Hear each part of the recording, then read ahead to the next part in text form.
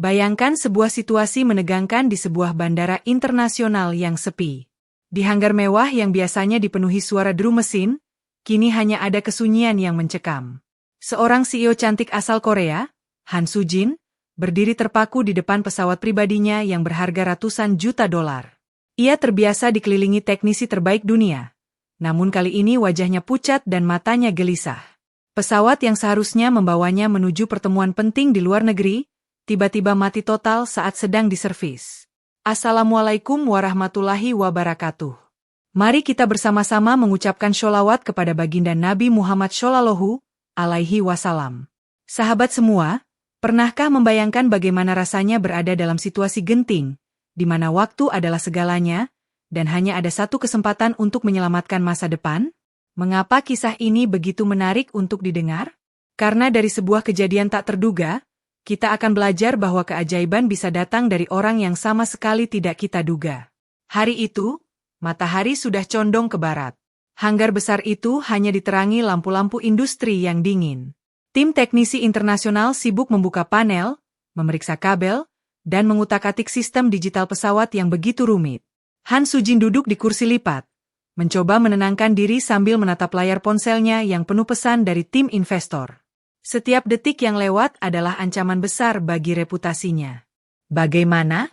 Sudah bisa nyala? Tanyanya dengan suara yang berusaha tegar. Kepala teknisi hanya menggeleng, keringat membasahi dahinya. Mesin ini tidak merespon. Bu. Sistem kontrolnya mati total. Kami butuh waktu berhari-hari. Soo-jin menghela napas panjang. Ia tahu, jika hari ini ia gagal terbang, rapat dengan investor akan batal, dan perusahaan yang ia bangun selama bertahun-tahun bisa kehilangan kepercayaan pasar. Wajahnya mulai kehilangan senyum profesionalnya, berganti dengan tatapan kosong yang penuh kecemasan. Di sudut hanggar, berdiri seorang pria sederhana dengan seragam kerja lusuh. Ahmad, seorang TKI asal Brebes, Jawa Tengah, yang sehari-hari membersihkan lantai hanggar dan mengangkat peralatan. Dari tadi ia memperhatikan gerak-gerik para teknisi, matanya tajam mempelajari apa yang mereka lakukan. Ahmad tidak pernah sekolah teknik, tapi ia memiliki pengalaman bertahun-tahun memperbaiki mesin kapal nelayan di kampungnya. Saat melihat kepala teknisi mengangkat tangan tanda menyerah, Ahmad menelan ludah. Dalam hatinya ia berkata, kalau dibiarkan, Bu itu bisa kehilangan segalanya. Mungkin, aku bisa bantu. Dengan langkah ragu namun mantap, ia mendekati kerumunan teknisi. Semua orang menatapnya heran. Permisi, kalau boleh, saya coba periksa mesinnya, ucap Ahmad dengan suara rendah namun tegas. Beberapa teknisi tertawa kecil, menganggapnya bercanda. Namun tatapan mata Ahmad menunjukkan kesungguhan yang berbeda. Disinilah, sebuah pertemuan tak terduga antara wanita sukses dari negeri ginseng dan pria sederhana dari tanah Brebes akan mengubah segalanya. Hanggar itu semakin terasa sunyi meski banyak orang di dalamnya. Suara alat-alat teknisi yang tadi ramai kini hanya terdengar sesekali, seperti irama yang kehilangan nada. Han Soo-jin berdiri, menghampiri kepala teknisi yang masih memandangi panel kontrol pesawat dengan wajah putus asa. Tidak ada cara lain? Tanyanya lagi, kali ini dengan nada yang sedikit bergetar. Kepala teknisi menghela napas panjang. Bu, mesin ini terlalu rumit. Semua sistemnya terkoneksi dengan sensor digital. Begitu satu komponen vital rusak, seluruh mesin tidak mau menyala. Kami sudah mencoba semua metode standar, tapi gagal. Kata-kata itu terasa seperti palu yang menghantam dada Soo-jin. Waktu terus berjalan, jarum jam di dinding hanggar menunjukkan ia sudah kehilangan hampir 1 jam dari jadwal.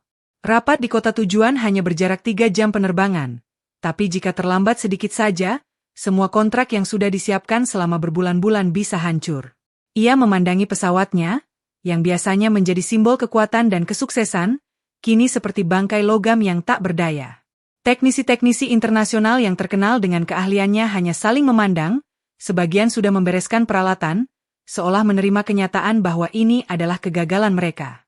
Di tengah situasi itu, Ahmad masih berdiri di sudut hanggar. Keringat membasahi pelipisnya, bukan karena panas, tetapi karena ia bergulat dengan pikirannya sendiri. Aku ini cuma tukang bersih-bersih. Siapa yang mau percaya sama aku? Tapi, kalau aku diam saja, Bu itu pasti gagal terbang. Batinnya bergejolak. Sujin melirik arahnya, sedikit heran karena pria itu masih berdiri menatap pesawat dengan penuh perhatian. Ia mendekat beberapa langkah, ingin memastikan siapa orang ini. "Kau teknisi dari tim mana?" tanya Sujin. Ahmad menggeleng sambil tersenyum tipis. "Bukan, Bu. Saya cuma kerja bantu-bantu di hanggar ini, tapi saya pernah memperbaiki mesin yang mirip di kapal nelayan." Ucapan itu membuat beberapa teknisi menahan tawa. Sebagian lain menggeleng tidak percaya. Tapi Sujin tidak tertawa. Matanya menatap dalam, mencari tanda kesungguhan. "Kapal nelayan?" ulangnya pelan. Ahmad mengangguk. "Mesin tetap mesin, Bu. Kalau boleh, izinkan saya coba. Tidak ada ruginya." Sujin terdiam beberapa detik, menimbang-nimbang. Waktu terus merayap, dan semua profesional sudah menyerah. Pilihan yang tersisa hanyalah menerima tawaran dari pria yang bahkan tidak tercatat sebagai teknisi resmi. Dengan napas panjang, ia akhirnya berkata, "Baiklah, kau punya waktu setengah jam. Kalau berhasil, kau sudah menyelamatkan perjalananku. Kalau gagal, kita tidak rugi apa-apa." Ahmad mengangguk mantap. Saat itulah, pandangan semua orang di hanggar tertuju pada pria sederhana dari Brebes ini. Dalam hati, ia tahu inilah saatnya membuktikan bahwa tekad dan keterampilan tidak selalu datang dari gelar atau sertifikat. Ahmad melangkah mendekati pesawat dengan langkah mantap namun hati-hati. Di tangannya hanya ada kotak peralatan sederhana milik pribadi yang selama ini ia simpan di loker kerjanya. Kotak itu sudah kusam, catnya terkelupas. Namun setiap alat di dalamnya tertata rapi, seperti perhiasan bagi seorang mekanik. Teknisi-teknisi asing menatapnya dengan raut wajah meremehkan. Ada yang berbisik, dia pikir pesawat ini seperti motor butut. Namun Ahmad tak menggubris. Fokusnya hanya pada suara dan getaran yang ia rasakan ketika tangannya menyentuh bodi pesawat itu. Han Sujin berdiri tak jauh, menatap dengan mata penuh rasa ingin tahu. Ada sesuatu pada pria ini, ketenangan, keyakinan, dan tatapan yang penuh perhitungan, yang membuatnya enggan menghentikan percobaan ini meski terdengar tidak masuk akal. Ahmad mulai membuka panel di bagian bawah sayap, di dekat jalur pipa bahan bakar. Ia bekerja dengan tenang, seolah setiap baut yang ia lepas punya cerita yang ia pahami. Tangannya lincah, matanya awas. Sesekali ia mengetuk-ngetuk ringan, mendengar gema logam untuk mencari bagian yang tidak selaras. "Kenapa kau mulai dari situ? Itu bukan titik utama kerusakan," ujar seorang teknisi asing dengan nada menantang. Ahmad hanya tersenyum tipis. "Kalau nyawa mesin tidak mau bangun, kadang masalahnya bukan di jantungnya, tapi di pembuluh darahnya," jawabnya pelan, tanpa menghentikan pekerjaannya. Ucapan itu membuat Sujin sedikit terkejut. Ada kebijaksanaan sederhana di balik kata-kata pria ini, yang bahkan membuat kepala teknisi terdiam. Dalam waktu singkat, Ahmad menemukan kabel kecil berwarna biru yang terjepit di sela pipa bahan bakar dan rangka sayap. Lapisan luarnya meleleh, meninggalkan bau hangus yang samar. Ia tahu, kabel ini adalah jalur sinyal penting yang menghubungkan sensor bahan bakar dengan sistem utama. Tanpa sinyal itu, komputer pesawat menganggap mesin dalam bahaya dan memutus semua fungsi. Sujin memperhatikan setiap gerakan Ahmad. Napasnya mulai tertahan. "Kau tahu itu penting?" tanyanya. Ahmad hanya mengangguk, lalu mulai mengupas kabel, menyambungnya dengan hati-hati menggunakan solder kecil yang ia bawa. Gerakannya presisi, seperti seorang seniman yang sedang memperbaiki lukisan berharga. Teknisi-teknisi lain mulai mendekat, diam-diam kagum pada ketelitian pria yang awalnya mereka pandang sebelah mata. Dan di dalam hati Sujin, untuk pertama kalinya sejak mesin itu mati, muncul secercah harapan. Sebentar lagi, percobaan ini akan membawa semua orang di hanggar itu pada momen yang tidak akan mereka lupakan. Ahmad mengusap keringat di dahinya. Sambungan kabel itu kini rapi, terbungkus isolasi hitam yang kuat. Namun, di dunia mesin, perbaikan sekecil apapun bisa berujung sukses gemilang, atau gagal total. Ia menutup kembali panel, memeriksa sekali lagi semua baut dan sambungan. Di sekelilingnya, para teknisi asing mulai berkerumun, sebagian masih meragukan, sebagian lain mulai menaruh rasa hormat. Han Sujin berdiri di dekat pintu masuk pesawat. Matanya tak lepas dari gerakan Ahmad.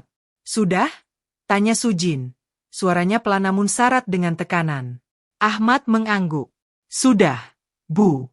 Kita coba sekarang. Tapi saya minta semua orang mundur sedikit, kalau-kalau ada percikan. Instruksi itu membuat semua mundur beberapa langkah. Seorang teknisi senior menghela napas panjang, lalu mengambil posisi di kursi kokpit. Tangannya meraih tombol starter mesin. Semua mata kini tertuju pada panel indikator, udara di hanggar terasa padat oleh ketegangan. Ahmad menatap pesawat itu seperti seorang dokter yang menunggu detak jantung pasiennya kembali. Sekarang, ucapnya singkat. Tombol ditekan. Pada detik pertama, hanya terdengar bunyi klik yang singkat.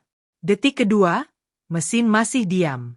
Detik ketiga, terdengar gumaman kecil seperti desahan napas yang kembali. Dan pada detik keempat, brorom. Suara raungan mesin jet memecah keheningan hanggar.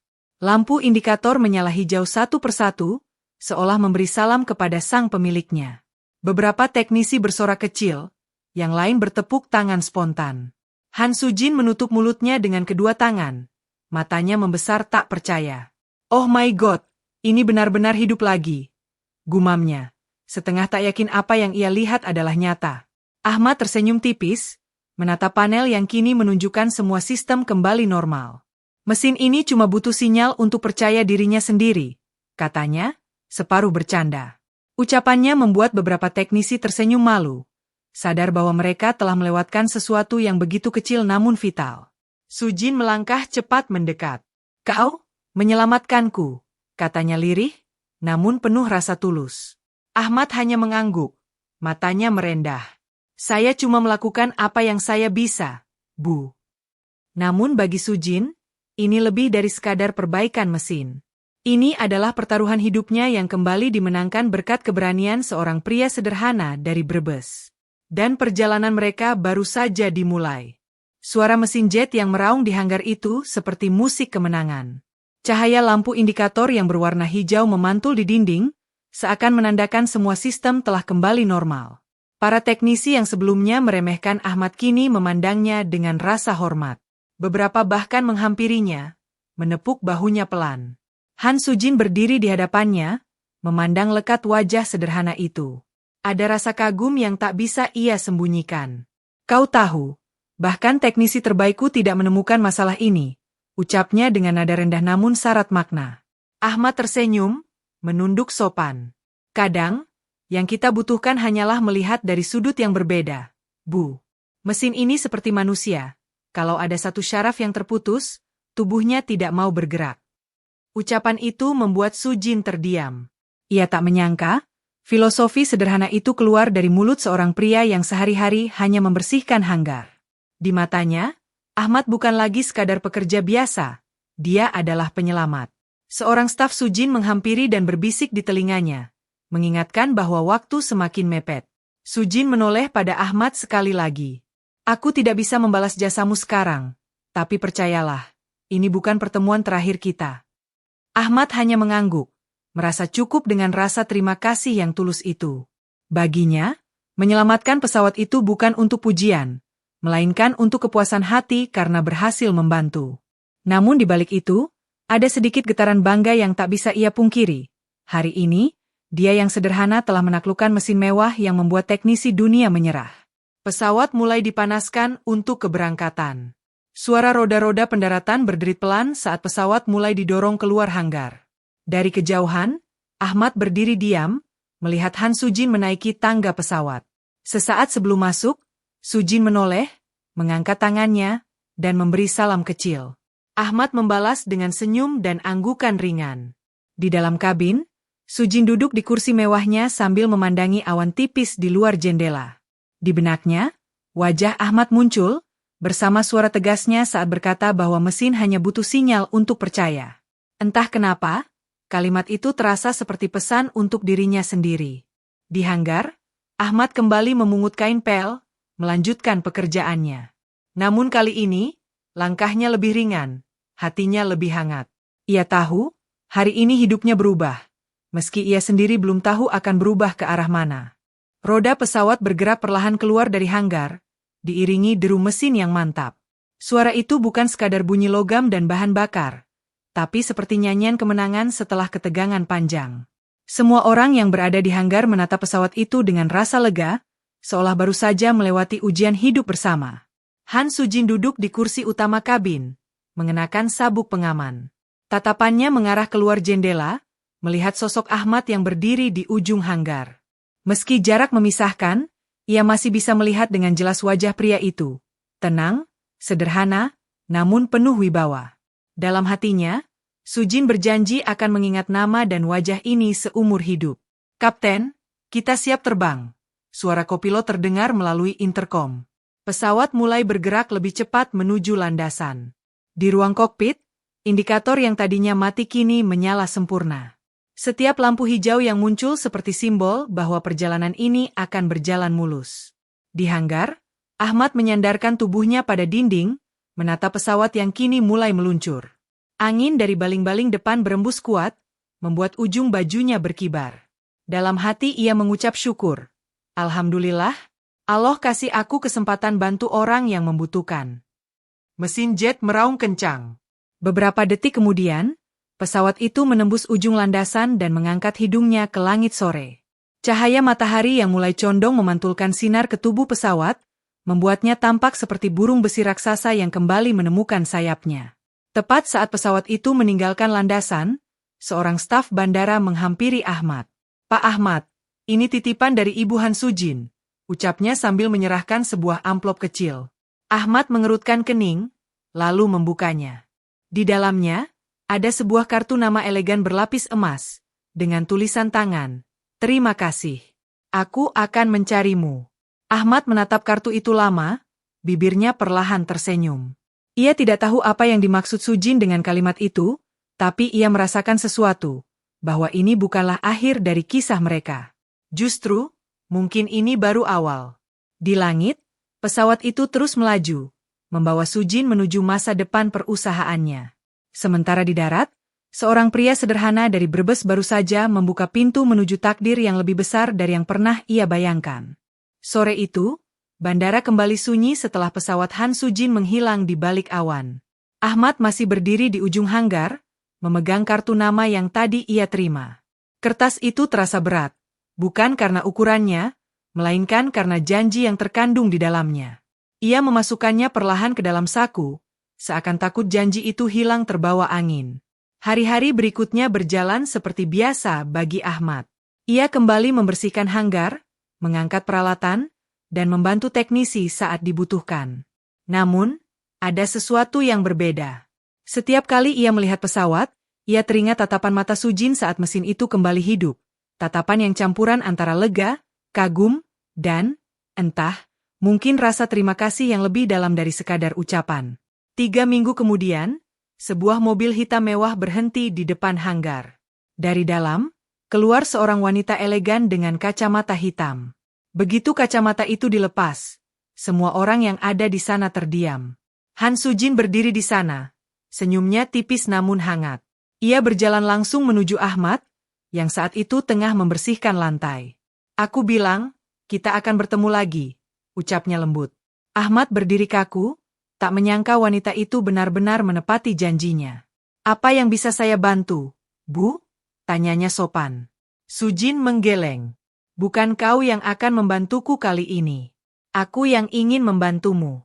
Perusahaan kami sedang membuka divisi pemeliharaan mesin internasional, dan aku ingin kau menjadi bagian darinya." Ahmad terdiam. Pikirannya berputar cepat. Ia hanyalah seorang TKI sederhana, tanpa ijazah teknik, tanpa pengalaman formal di dunia penerbangan. "Tapi Bu, saya ini cuma orang kampung. Saya tidak punya gelar atau sertifikat," jawabnya ragu. Sujin tersenyum. "Ahmad, aku tidak mencari gelar. Aku mencari orang yang punya ketelitian, keberanian, dan hati yang tulus. Dan semua itu sudah aku lihat di dirimu." Kata-kata itu menghujam langsung ke dadanya. Ahmad mengangguk pelan, matanya sedikit berkaca-kaca. "Kalau itu keinginan Bu, saya akan berusaha sebaik mungkin." Hari itu juga, Ahmad memulai perjalanan barunya.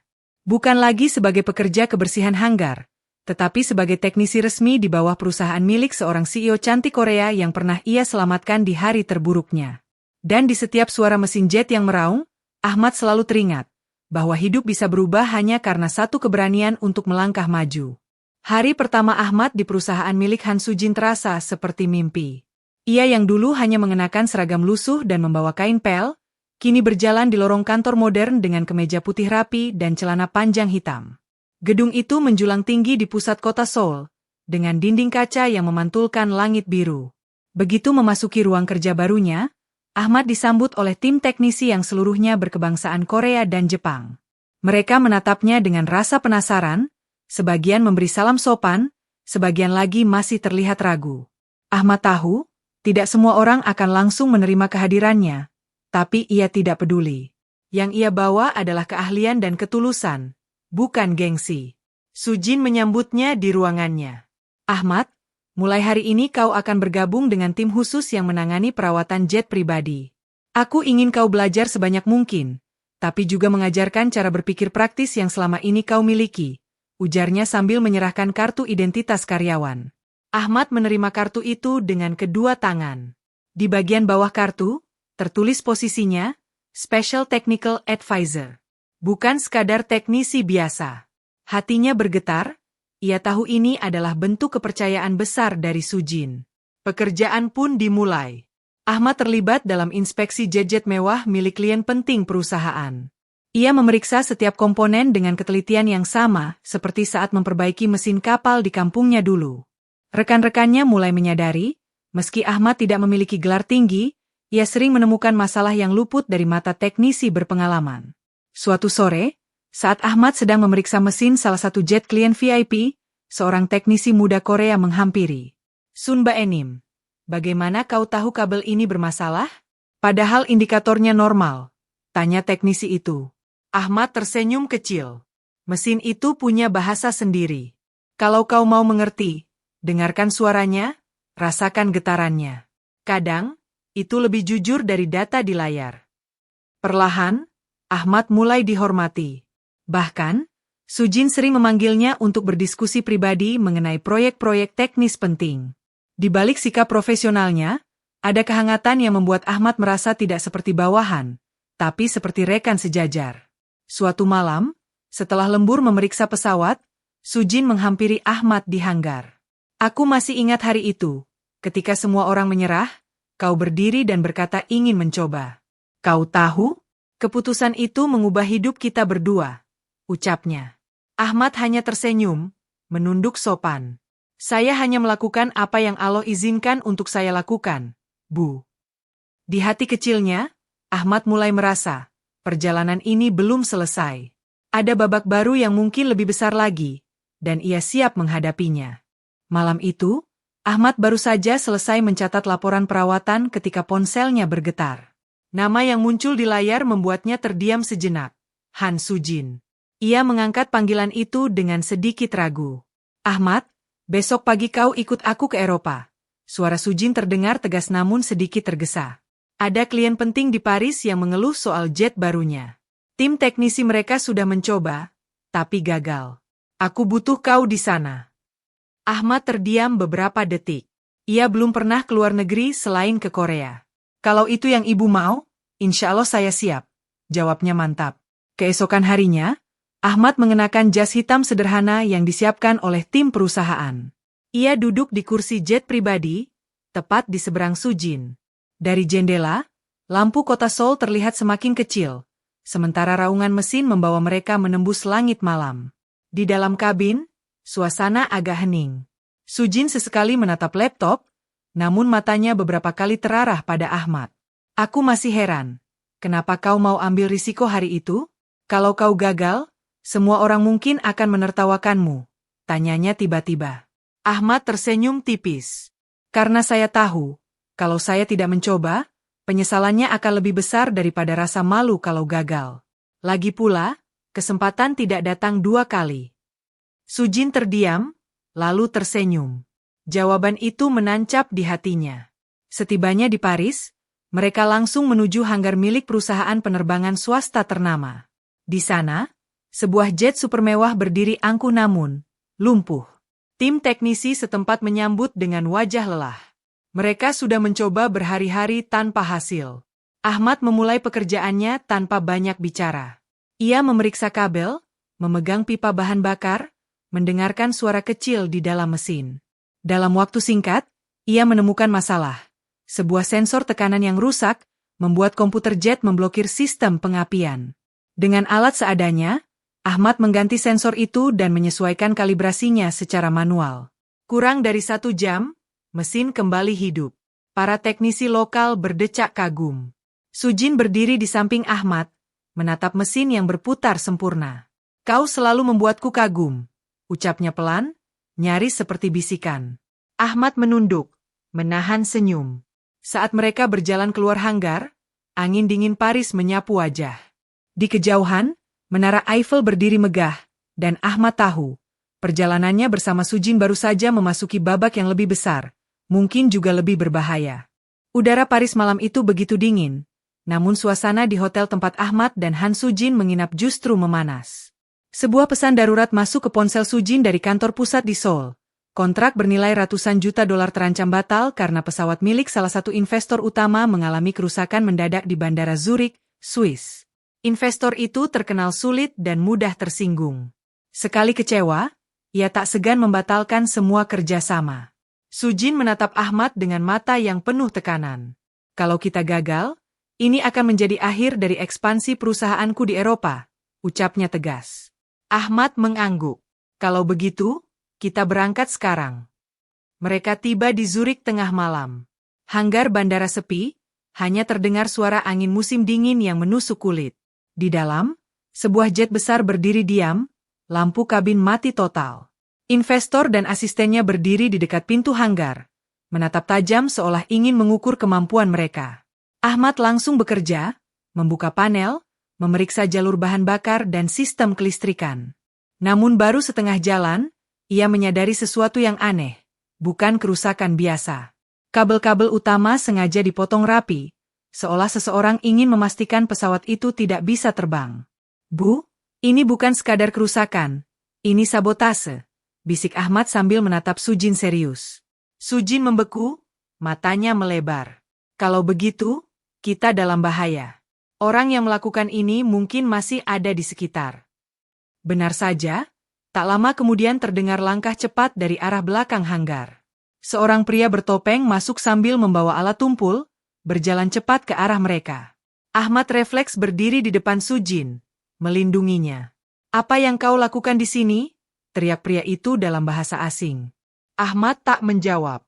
Ia menatap tajam, lalu memegang kunci pas besar di tangannya, siap berjaga. Ketegangan itu hanya berlangsung beberapa detik sebelum suara sirene polisi bandara meraung, membuat pria bertopeng itu melarikan diri. Sujin masih terengah, namun Ahmad segera mengajaknya fokus kembali. "Bu, kita harus selesaikan perbaikan sekarang, sebelum investor itu benar-benar kehilangan kesabaran." Dengan kecepatan yang luar biasa, Ahmad menyambung kembali kabel yang dipotong, mengganti sekring yang sengaja dilepaskan, dan memeriksa ulang semua jalur sistem. 30 menit kemudian, mesin pesawat itu hidup kembali. Suaranya menggetarkan hanggar. Investor yang tadi penuh amarah kini menatap Ahmad dengan hormat. "Kau bukan hanya teknisi, kau penyelamat," katanya melalui penerjemah. Sujin menatap Ahmad lama, matanya berbinar. "Kau tidak hanya menyelamatkan kontrak, Ahmad, kau menyelamatkan nyawaku." Ahmad hanya menunduk, namun di dadanya ada keyakinan kuat. Apapun yang terjadi setelah ini, ia akan selalu berdiri di sisi wanita yang telah memberinya kesempatan kedua dalam hidup. Sejak kejadian di Zurich, hubungan Ahmad dan Han Sujin menjadi lebih dari sekadar atasan dan bawahan.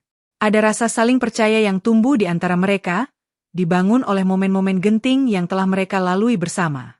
Sujin mulai sering mengajak Ahmad ikut dalam rapat-rapat penting. Tidak hanya untuk urusan teknis, tapi juga meminta pandangannya tentang strategi perusahaan. "Kau punya cara melihat masalah yang berbeda dari orang-orang di sekitarku," kata Sujin suatu siang di ruang rapat kaca yang menghadap skyline kota Seoul. Namun, di balik semua itu, Ahmad mulai merasa berat di hati. Sudah lebih dari 2 tahun ia meninggalkan keluarganya di Brebes. Ibunya semakin tua, dan adik-adiknya mulai membutuhkan kehadirannya.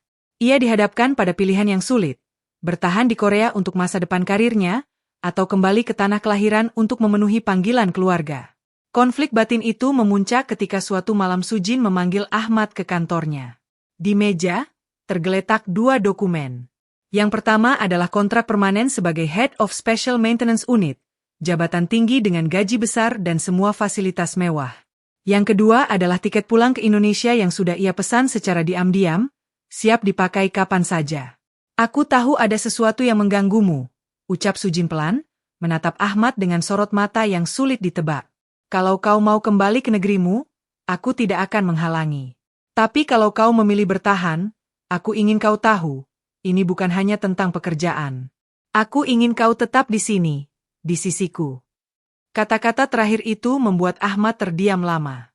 Ia menatap keluar jendela, melihat lampu-lampu kota Seoul yang berkilau. Di pikirannya, wajah ibunya muncul bergantian dengan wajah Sujin. Dua dunia yang berbeda, sama-sama memanggilnya dengan kekuatan yang sama besar. Dengan suara berat, Ahmad berkata, "Bu, saya butuh waktu.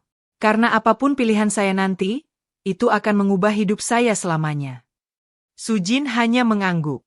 "Ambil waktu yang kau butuhkan. Tapi ingat, kesempatan seperti ini tidak datang dua kali."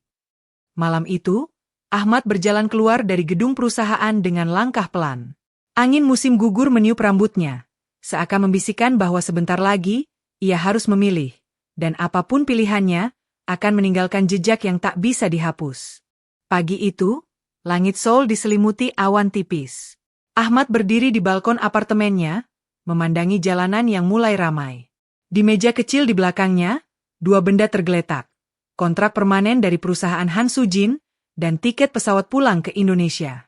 Keduanya seakan menatap balik kepadanya, memaksa ia menentukan jalan hidup. Ahmad menutup matanya sejenak, mengingat wajah ibunya di Brebes, keriputnya, senyumnya, doa yang selalu ia kirimkan setiap malam. Ia juga mengingat mata Sujin, tatapan hangat namun penuh harap. Dua sosok yang begitu berbeda, namun sama-sama berarti. Siang harinya, Ahmad melangkah ke kantor pusat perusahaan. Semua mata memandangnya saat ia berjalan menuju lift eksekutif. Tangannya memegang map berisi jawabannya. Sujin sudah menunggunya di ruangannya, berdiri di depan jendela besar dengan pemandangan kota yang berlapis gedung pencakar langit. "Aku berharap kau sudah memutuskan," kata Sujin tanpa menoleh. Ahmad menarik napas panjang, lalu duduk di hadapannya. Ia meletakkan map itu di meja. "Bu, saya memilih pulang ke Indonesia." Sujin perlahan berbalik, ekspresinya sulit dibaca. "Kenapa?" "Karena di sana ada orang-orang yang menunggu saya. Ada tanggung jawab yang tidak bisa saya tinggalkan. Ibu saya sudah tua, dan adik-adik saya butuh saya di rumah. Saya tidak ingin menyesal karena mengabaikan mereka." Hening memenuhi ruangan selama beberapa detik. Sujin menatap Ahmad lama, lalu tersenyum tipis, meski matanya sedikit berkaca-kaca. "Kau memang berbeda dari kebanyakan orang yang kutemui. Kebanyakan orang mengejar dunia, kau memilih pulang demi keluarga. Itu membuatku semakin menghormatimu." Ia mengambil sesuatu dari laci meja, sebuah amplop tebal dan sebuah kotak kecil berwarna hitam. "Ini bonus terakhir dari perusahaan." Dan ini, ia membuka kotak itu, memperlihatkan sebuah jam tangan mewah dengan inisial nama Ahmad terukir di belakangnya. "Agar kau selalu mengingat waktu kita di sini." Ahmad menerimanya dengan kedua tangan. "Terima kasih, Bu. Semua yang saya dapat di sini akan selalu saya bawa, bukan hanya benda, tapi juga pelajaran hidup." Hari keberangkatan tiba. Di bandara, Sujin datang mengantarnya sendiri. Saat Ahmad berjalan menuju gerbang keberangkatan, ia menoleh untuk terakhir kalinya. Sujin berdiri di sana, melambaikan tangan. Senyumnya hangat, tapi matanya menyimpan perasaan yang tidak terucapkan. Pesawat yang membawa Ahmad lepas landas, membelah langit menuju tanah kelahirannya. Dan di kursi dekat jendela, Ahmad tahu, kisahnya dengan Han Sujin belum benar-benar berakhir. Hanya Allah yang tahu, apakah takdir akan mempertemukan mereka lagi. 7 tahun berlalu sejak Ahmad meninggalkan Seoul. Ia kini tinggal di Brebes, mengelola bengkel mesin kapal nelayan yang berkembang pesat. Namanya harum di kalangan pelaut karena keahliannya memperbaiki mesin yang dianggap tidak bisa diselamatkan. Hidupnya sederhana, namun hatinya tenang karena selalu dekat dengan keluarga. Suatu sore, Ahmad sedang memeriksa mesin kapal di dermaga saat sebuah mobil hitam berhenti di tepi pelabuhan. Dari dalam, keluar seorang wanita dengan mantel panjang, kacamata hitam, dan langkah mantap. Semua orang menoleh, termasuk Ahmad. Saat kacamata itu dilepas, dunia Ahmad seakan berhenti. Han Sujin berdiri di hadapannya, dengan senyum yang sama seperti terakhir kali ia lihat di bandara bertahun-tahun lalu. Namun kali ini, ada kehangatan yang lebih dalam di matanya. Aku mencarimu selama bertahun-tahun, ucapnya dalam bahasa Indonesia yang kini fasih.